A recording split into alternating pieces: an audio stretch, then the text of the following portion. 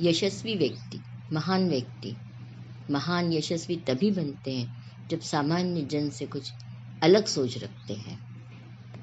ऐसे ही कुछ अलग सोच के स्वामी थे समर्थ रामदास स्वामी। किस तरह अपने मन की शक्ति का उपयोग करके सफलता हासिल करनी है, किस तरह अपने जीवन को सार्थक बनाना है, यह उन्होंने अपने श्लोकों के माध्यम से कहा। उनके मार्गदर्शक श्लोक बच्चे, बूढ़े, युवा सभी के लिए बहुत लाभकारी हैं। इसीलिए इन सभी श्लोकों का हिंदी भावानुवाद करने का मैंने संकल्प किया है। इन प्रेरक विचारों को महाराष्ट्र तक सीमित न रखकर संपूर्ण भारत में पहुंचाने में आप अवश्य मेरी मदद करेंगे। इस वीडियो को लाइक, शेयर और सब्सक्राइब करके, यह मेरा पूरा विश्वास है। इस श्रृंखला की 24वीं कड़ी। मूल मराठी श्लोक।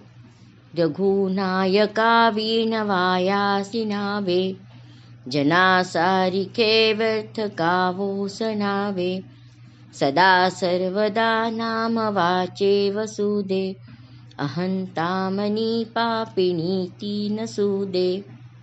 रघुनायक राम के चिंतन के सिवा किसी और बातों के चिंतन में व्यर्थ अपना जीवन न गवा। कोई भी काम केवल सब करते हैं इसलिए मुझे भी करना है, यह सोचकर मत कर। विवेक बुद्धि से निर्णय ले। अहंकार से दूर रह। अहंकार सर्वनाश का कारण होता है। बीता हुआ पल कभी वापस नहीं आता, अतः हर पल का सही इस्तेमाल करना चाहिए। उसे अपने ध्येय प्राप्ति के लिए ही कुछ सोचने में, कुछ करने में उपयोग में लाना चाहिए। सभी महान लोगों ने यही तो किया। आज उनका हम पर बहुत बड़ा ऋण है। उनकी वजह से ही हम सुविधापूर्ण जीवन जी सक रहे हैं। उस समय जब समुद्र पार करना पाप समझा जाता था, महिलाओं को शिक्षित करना पाप समझा जाता था, उस समय आनंदीबाई जोशी ने विदेश में जाकर डॉक्टर बनकर अपनी शिक्षा प्राप्त की और वापस आई। उनके इस कार्य में उनके पति झांसी की रानी का साथ दिया उनके पिताजी ने, अहिल्याबाई होळकर का साथ दिया उनके ससुर ने। स्वयं रामदास स्वामी ने उस समय जब स्त्रियों को शिक्षित करने की बात कोई सोचता भी नहीं था, अपनी शिष्या वीणाबाई को मठाधिकारी बनाया। उन्होंने मठ स्थापित किए थे। वहाँ पर धार्मिक आध्यात्मिक शिक्षा के साथ साथ बलवर्धन के लिए भी व्यायाम सिखाए जाते थे, शस्त्र चलाना सिखाया जाता था, ताकि एक सक्षम संस्कारी युवक तैयार हो जो भारत को मुगलों के साम्राज्य से मुक्त कराने का प्रयास कर सके। अपनी सद्विवेक बुद्धि से अच्छे बुरे का ज्ञान करके ही कोई काम किया जाना तो बेहतर है।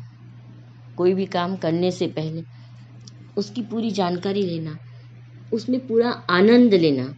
हम खाना बना रहे हैं तो ये सोच कर कि क्या रोज रोज की मेहनत वही करना, ऐसा न करके यह खाना मेरे प्रियजनों को, मेरे प्रिय भगवान को मैं भोग लगाने के लिए कर रही हूँ, उनकी आत्मा को तृप्त करने के, अपने बच्चों की, अपने पति की आत्मा को तृप्त करने के लिए कर रही हूँ।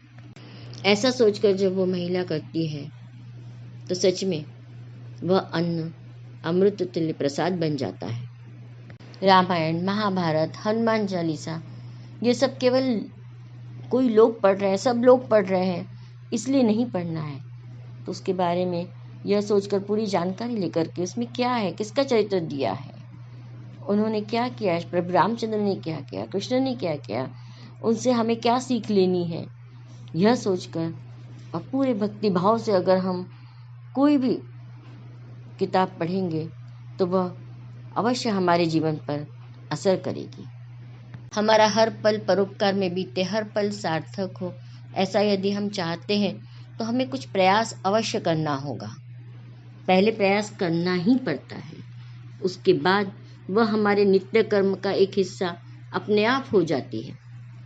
चलिए हम भी प्रयत्न करते हैं, अपना पल पल सार्थक बनाएं, परोपकार को अपने जीवन का हिस्सा बनाएं। जय जय रघुवीर समर्थ।